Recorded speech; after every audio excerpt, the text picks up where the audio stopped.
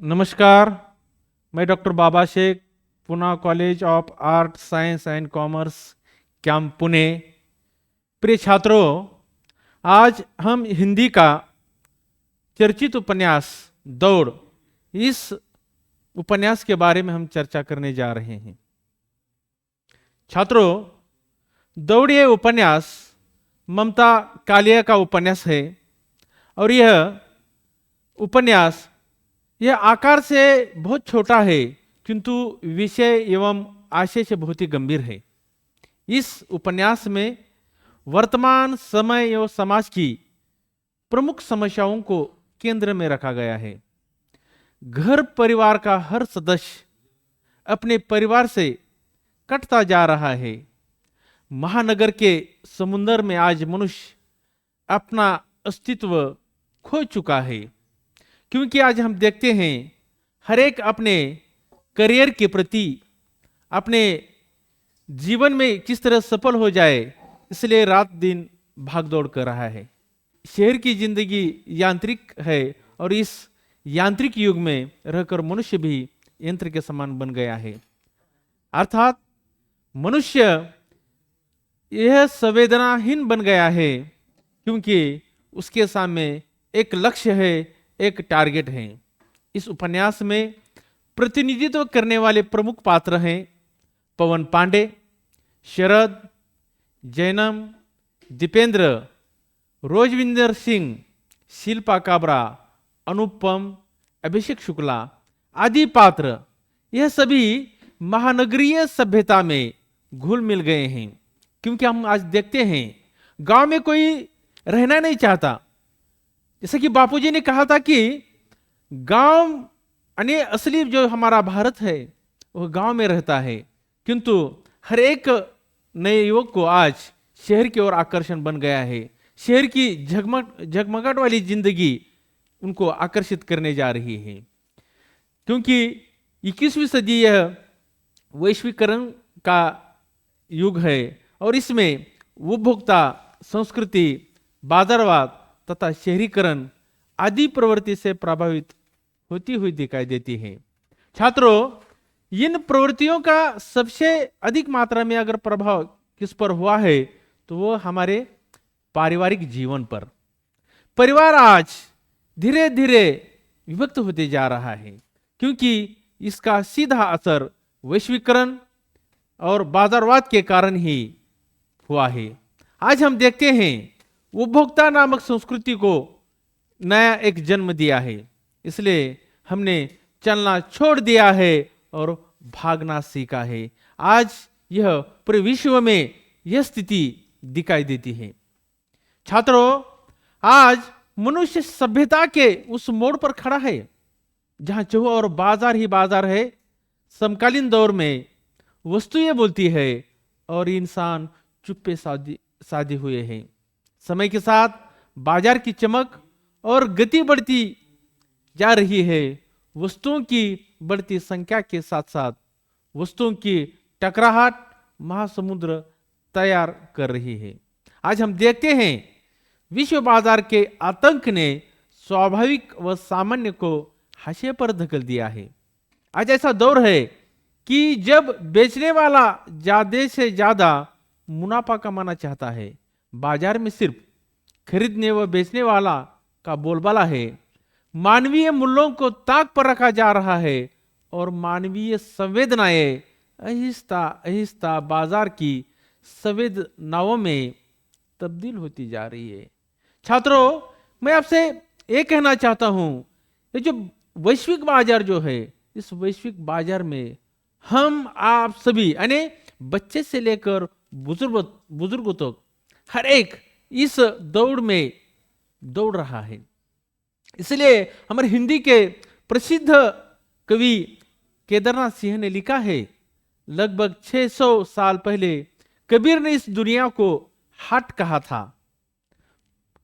पूरा किया बिसा हुना बहुरी न आवे हट, आज कबीर की वाणी 100% सच लग रही है।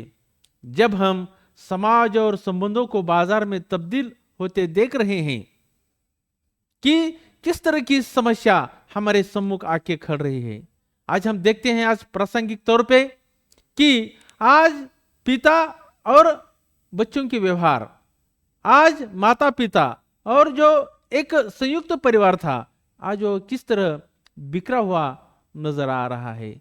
भूमंडलीकरण की बाजारवादी व्यवस्था और उपभोक्तावादी संस्कृति की नई लहर ने हमारी हसरतों में उफान तो लाई है, लेकिन रोटी, कपड़ा, मकान, शिक्षा और स्वास्थ्य जैसी अत्यावश्यक सुविधा भी बिकाऊ हो जाने के कारण अतृप्त इच्छाओं को चिढ़ाती नजर आ रही है। यह छात्रों आज का हमारा वर्तमान, इसको हम कहेंगे एक समस्या है कि आज हम सिर्फ भागदौड़ वाली जिंदगी ही हम अपना रहे हैं। उसमें फिर हमारी भावना और हमारी मान्यता, हमारी संस्कृति, हम किसी को भी महत्व नहीं दे रहे हैं। इसीलिए बढ़ती महत्वाकांक्षा और अनियंत्रित अभिलाषाओं की गड़बड़ी ने गरीब को बुनियादी अधिकारों से वंचित कर दिया है। उपभोक्तावाद और सूचना क्रांति की अंधी दौड़ ने हमारे पारस्परिक प्रेम और सद्भाव की गांठ ढीली कर दी है। वैश्वीकरण और आर्थिक उदारीकरण के चमकीले नारों के पीछे हमारी मानवीय संवेदना को ग्रहण लग चुका है। छात्रों, मैं इसलिए कह रहा हूं, ये जो बाजारवाद है, ये बाजारवाद हमारे सभी के मस्तिष्क में इस तरह से छाया हुआ है। इसलिए एक तो उसके सामने एक विकल्प है, एक तो उसके साथ चलो या फिर उस होड़ से बाहर हो जाओ। बाजारवाद हमारे चारों ओर माया नगरी की भांति व्याप्त है। इसीलिए इसका विरोध व धिक्कार करने के बावजूद भी हम उसी में जीने के लिए अभिशप्त हैं। बाजारवाद के दौर में आप बाजार जाते नहीं, बल्कि बाजार की चीजें आपका पीछा करती है। बाजार आपकी जीवन शैली व शक्ल का उपहास करके आप में हीन भावना भर देता है। जब तक आप उस बाजार से जुड़ नहीं जाते, विपणन धूर्तता का उपाय बन चुका है। निदा फाजली की राय में बाजार ने एक नई संस्कृति का गठन किया है। कभी शब्दों की अहमियत होती थी, आज शब्द हाशिए पर चले गए। ये निदा फाजली की एक जमाने की जो गजल थी, तो वह आज हमें प्रासंगिक लग रही है। छात्रों, ये बाजारवाद जो है बच्चों से लेकर बूढ़ों तक वो किसी को भी छोड़ने के लिए तैयार नहीं है। इसलिए क्रिकेट का बल्ला राजनेता का चेहरा, वो उनका भाषण संस्कृति के चेहरे बन चुके हैं। आज हम वर्तमान में देखते हैं, आज आम आदमी की कोई बात नहीं करता। आज क्रिकेटर जो है वो क्या कर रहा है, राजनेता उसकी बात ही चल रही है, और हम उनका भाषण जो है वह सभी और छा रहा है, और संस्कृति के चेहरे हमारे बन चुके हैं। यानी वास्तविक असल में हमारी संस्कृति, असली संस्कृति आने वाले पीढ़ियों को हमने बतानी चाहिए, मगर उसको न बताते हुए हमारा जो टेलीविजन है, हमारे जो समाचार पत्र हैं, बस वह क्रिकेट और राजनेताओं का गुणगान करने में लगे हुए हैं। यह वर्तमान हमारी त्रासदी है। छात्रों, मैं कहना चाहता हूं कि तकनीक की विकास के साथ साथ जैसे हमारे सपने यथार्थ से विमुख हो रहे हैं, वैसे बाजार हमारे मनोमस्तिष्क पर हावी हो रहा है। पारंपरिक बाजार जरूरतों का सौदागर था, पर आधुनिक बाजार सपनों का सौदागर बनकर उभरा है। बच्चों, अदाओं को निर्देशीय पटुता से आकर्षक बनाकर प्रस्तुत किया जा रहा है, जिससे बच्चों का शैशव अंधकार में विलीन होता जा रहा है। नारी शरीर की बारीकी से पड़ताल की जा रही है। नारी को ढकने की असफल कोशिश आम आदमी के दिमाग में अलभ्य सपने बुनाई दे रहे हैं। जो सपने सामाजिक विकृतियों के रूप में परिलक्षित हो रहे थे, वह बाजारवाद की दुखद परिणति है। छात्रों, एक समय था जब यह जमाना माना जाता था कि जब आवे संतोष धन, सब धन धुरी समान, साई इतना दीजिए जामे कुटुंब समाए।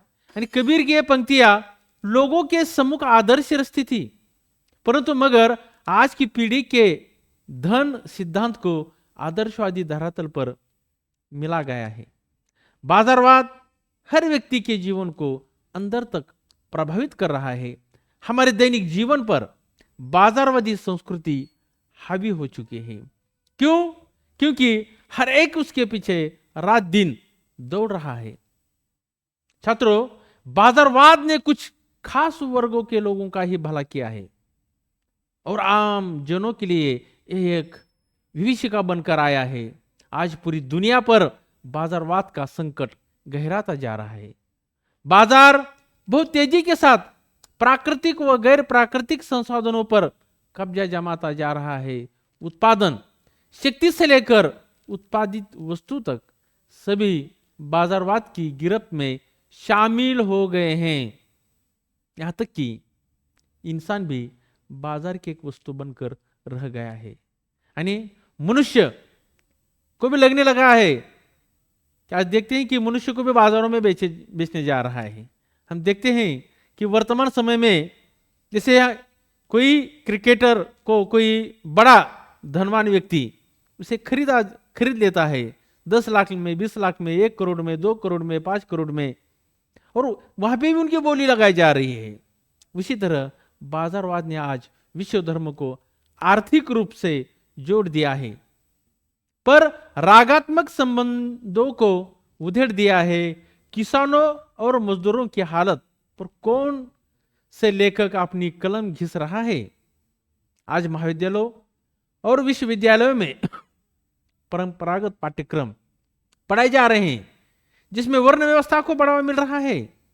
शोध कार्य भी केवल छात्रवृत्ति और प्रमोशन की प्राप्ति के लिए किया जा रहा है। प्रकाशन संस्था भी नामांतर कर नए नए संस्करण निकाल रहे हैं और मुनाफा कमा रहे हैं।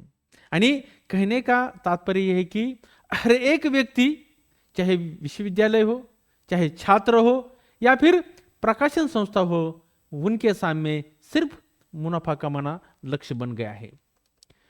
इसलिए 21वीं सदी का समय व समाज आधुनिक उपकरणों से लैस है। बाजारवादी संस्कृति का निर्बंध फैलाव इस समस्या का समाधान नहीं हो सकता। मूल्यों की विविधता के बीच कुछ ऐसे मूल्यों की तलाश हो जो विविधता के बावजूद भी विभिन्न मानवीय समूहों और संस्कृतियों के शांतिपूर्ण सह अस्तित्व को स्थापित करने की कोशिश की जा रही है। मानव जीवन में आ रही यांत्रिकता को समाप्त करने के लिए साहित्य ही अध्ययन व अध्यापन का विषय बनकर उभरा है। समाज मानव जीवन के अतीत, वर्तमान व भविष्य की संभावनाओं को केंद्र होता है, जिसे व्यक्त करना साहित्यकार का सामाजिक और लेखिकीय दायित्व होता है, जिस कारण मनुष्य आज इसके पीछे दौड़ रहा है। उसी प्रकार साहित्यकार और उसके समाज का पारस्परिक संबंध भी निर्विवाद है। बाजार हमेशा था, हमेशा रहेगा, किंतु मानव निर्मित होकर भी यदि मानव पर हावी हो जाए तो समाज के सचेतक साहित्यकार की मुख्य भूमिका हो जाती है कि वे बाजार के खतरों के प्रति आम आदमी को सचेत करें। यानी ये बाजार किसने बनाया है? बाजार तो मनुष्य ने बनाया है, मगर आज इस बाजार ने मनुष्य को ही खरीद लिया है और वह उसके पीछे दौड़ रहा है।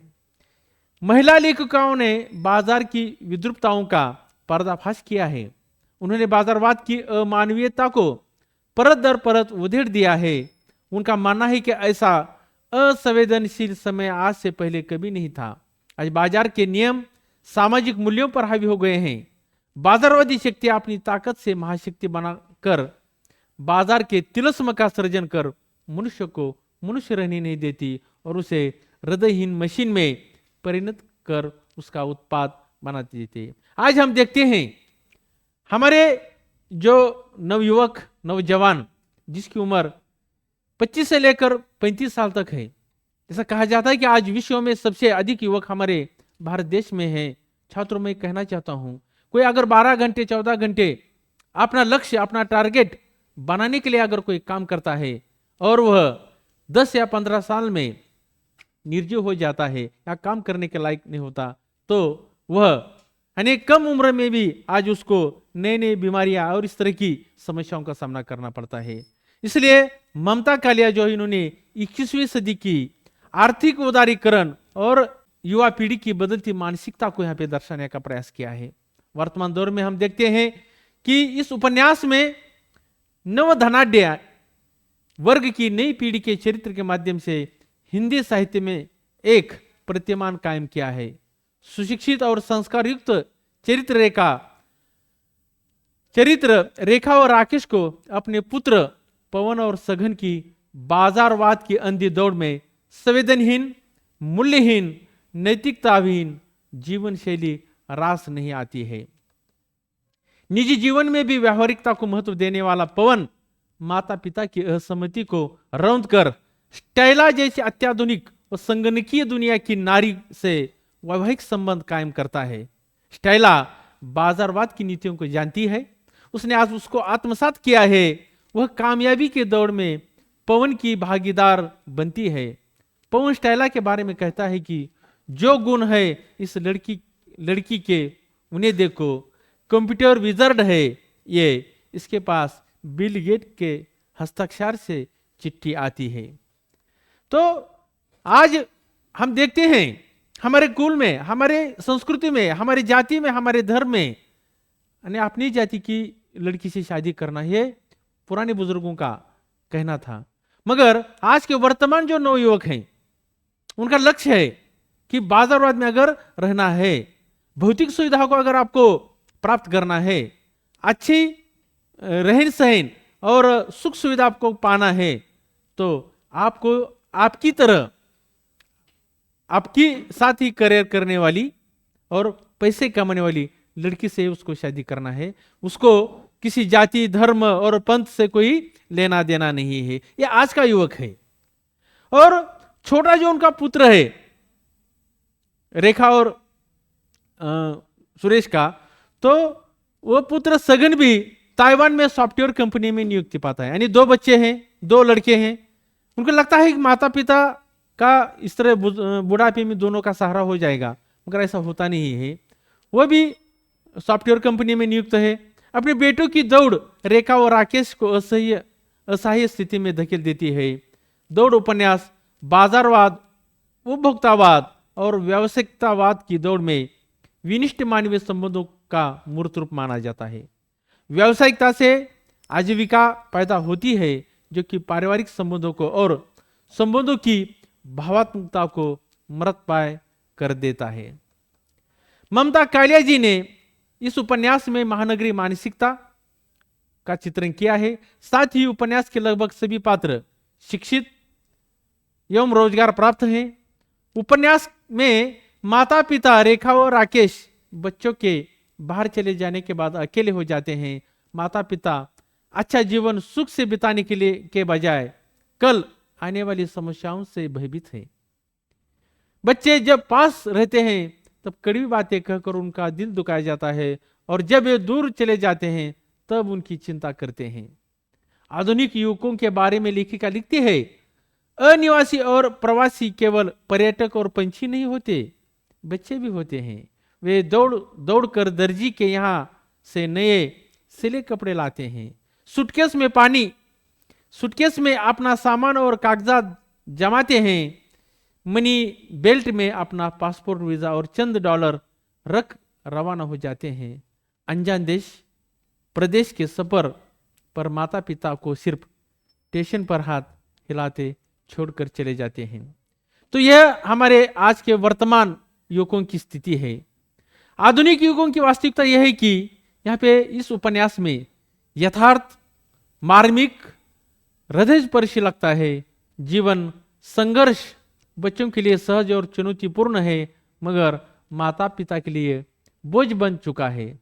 समकालीन बाजार व्यापक होकर मनुष्यता का हनन कर रहा है। उदारीकरण ने भारतीय बाजार को ताकत प्रदान कर युवा वर्ग के लिए सिमसिम का दरवाजा खोल दिया है। ममता कालिया ने इस उपन्यास में बाजारवाद की अंधी दौड़ का विस्तृत वर्णन किया है। बाजार के वशीभूत होकर युवा आत्मिक रिश्तों को ताक पर रख रहे हैं।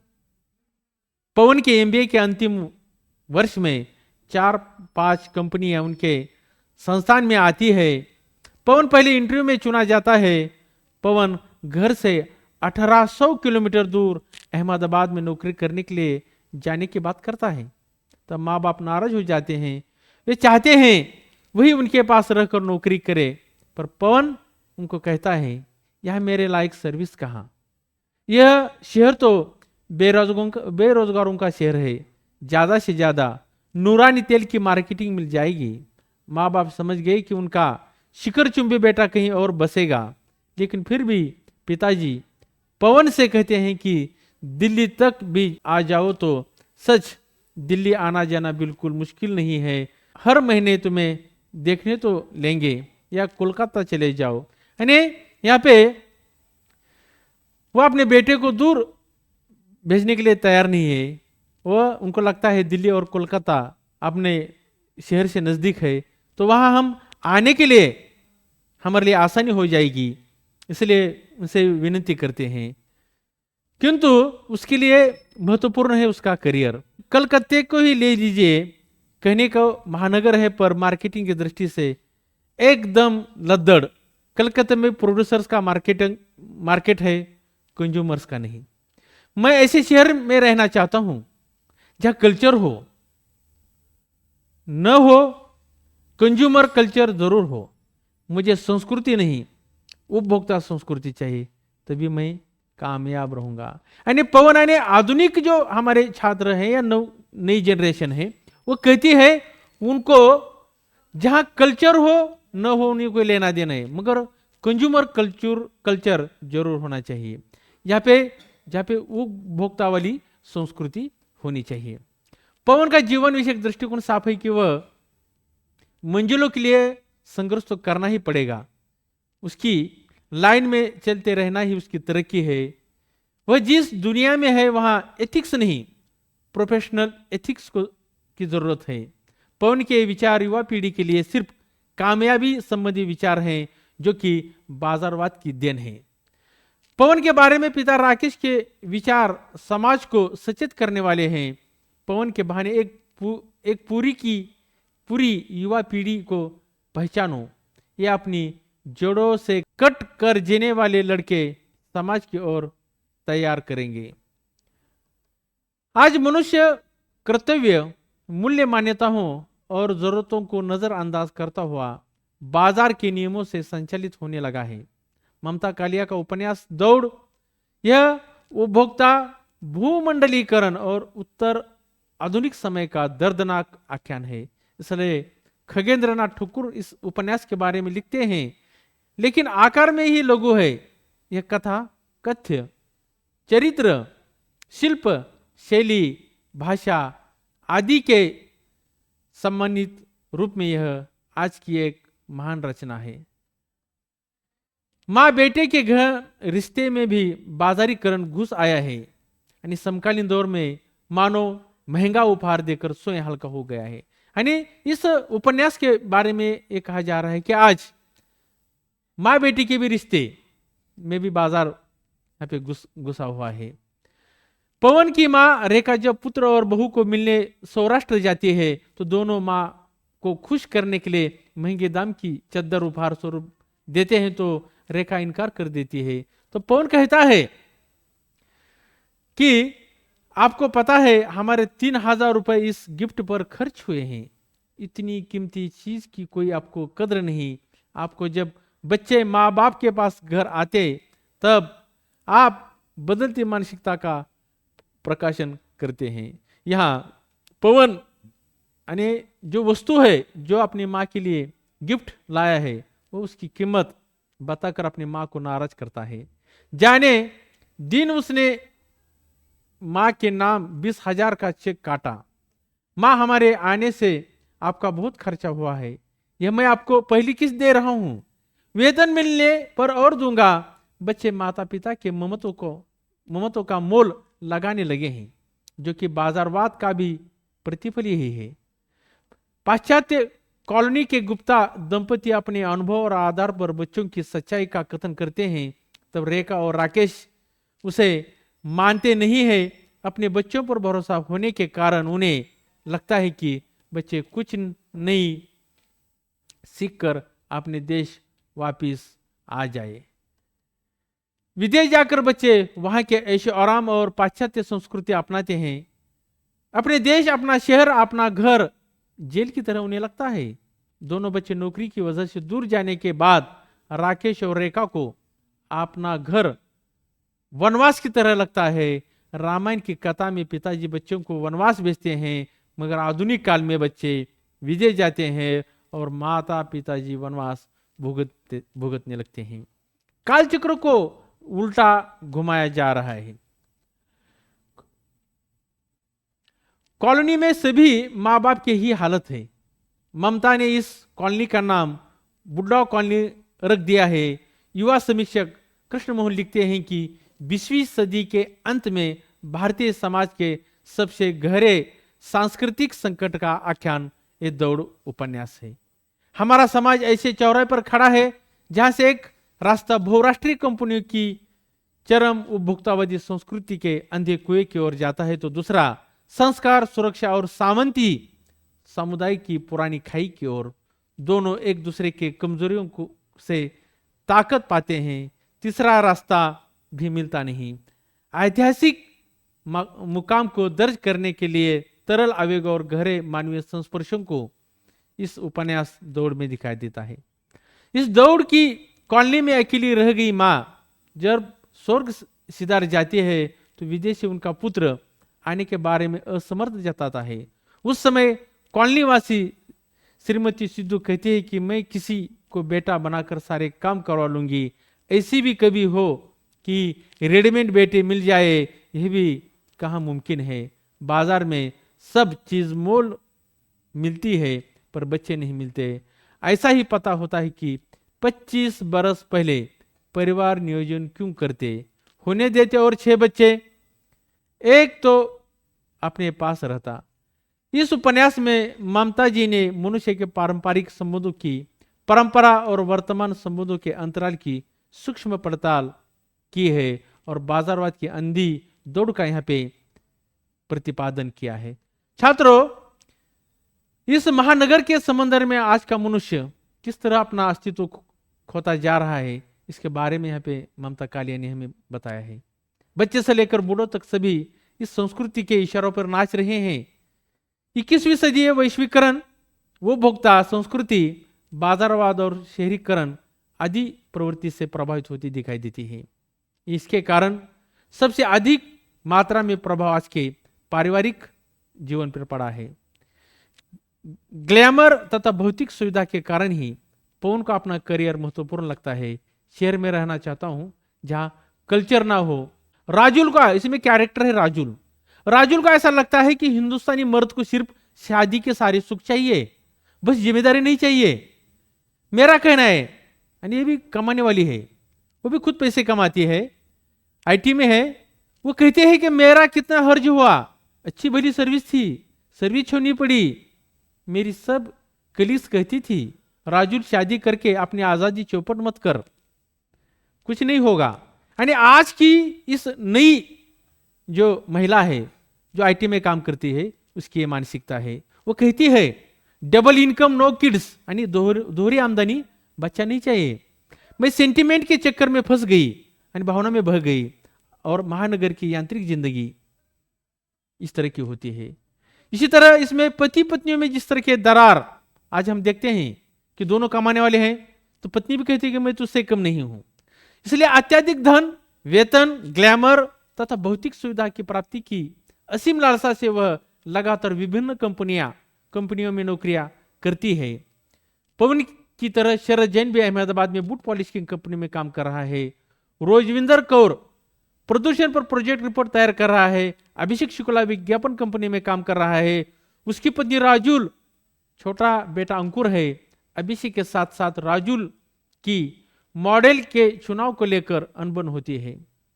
अभिषेक उसको एक नहीं सुनाता। राजुल के मन में असुरक्षा की भावना हार कर जाती है। वैश्वीकरण के कारण परिवार टूटते बिखरते नजर आ रहे हैं। पवन स्टेला डिमेला से शादी करता है। यानी देखो, डिमेला जो क्रिश्चियन है, पवन जो है इस तरह से हिंदू है, मगर उसे कोई लेना देना नहीं है, उसके लिए पैसा महत्वपूर्ण है।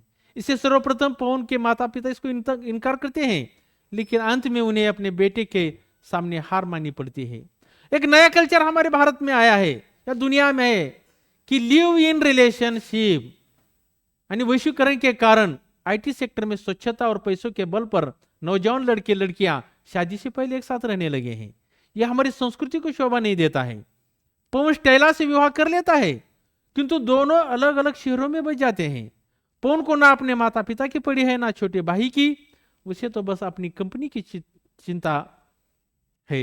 राजुल कहती है कि मुझे कंपनी महत्वपूर्ण लगती है, इसलिए हमारा जो आने वाले समय में हमारी जो संस्कृति है उसको खतरा नजर आ रहा है। वैश्वीकरण के कारण संस्कृति को खतरा बन गया है। कम आयु में बच्चों के हाथ में पैसे आने के कारण बच्चों को शराब, रेव पार्टियां, बार, सिगारेट आदि चीजों की लत लग जाती है, और बच्चों को पैसे आने के कारण कम उम्र में ग्लैमर तथा भौतिक सुविधा लेना चाहता है। पवन एमबीए करने के पश्चात बहुराष्ट्रीय कंपनी में नौकरियां करता है। पवन को ना अपने माता पिता की पड़ी है न छोटे भाई की, बस अपनी कंपनी की चिंता है। माता पिता जिए या मरे अपने बला से, यहां तक कि वह अपने माता पिता के सामने प्रोफेशनल इथिक्स की बात करता है। और आज हम देखते हैं अब अपने बच्चों को मनुष्य या परिवार बड़ा क्यों बनाता है, बच्चे पैदा क्यों करता है।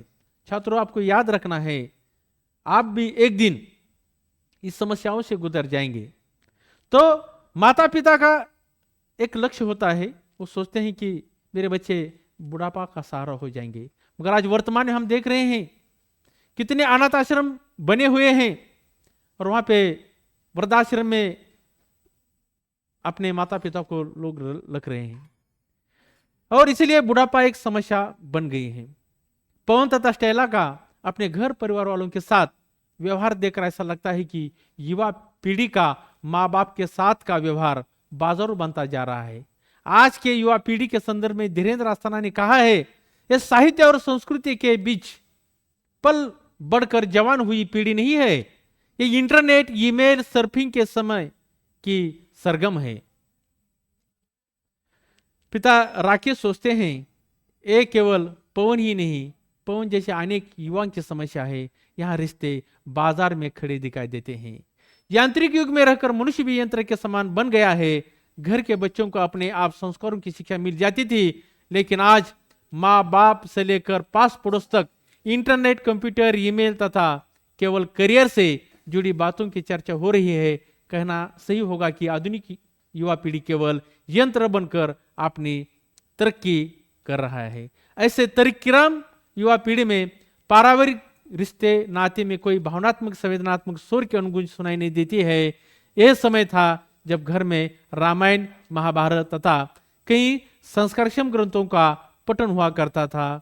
तो छात्रों, मैं दौड़ उपन्यास में या इस उपन्यास के माध्यम से ममता कालिया यह दर्शाना चाहती है कि आज इस उपभोक्तावादी संस्कृति में आज हमारा नवयुवक कहाँ जा रहा है और किस तरह अपना पारिवारिक ह्रास हो रहा है। यहाँ पे आपको जो आज का हमने लेक्चर दिया है, तो इसके ऊपर आपको फिर से इस पे मनन चिंतन करना होगा। धन्यवाद।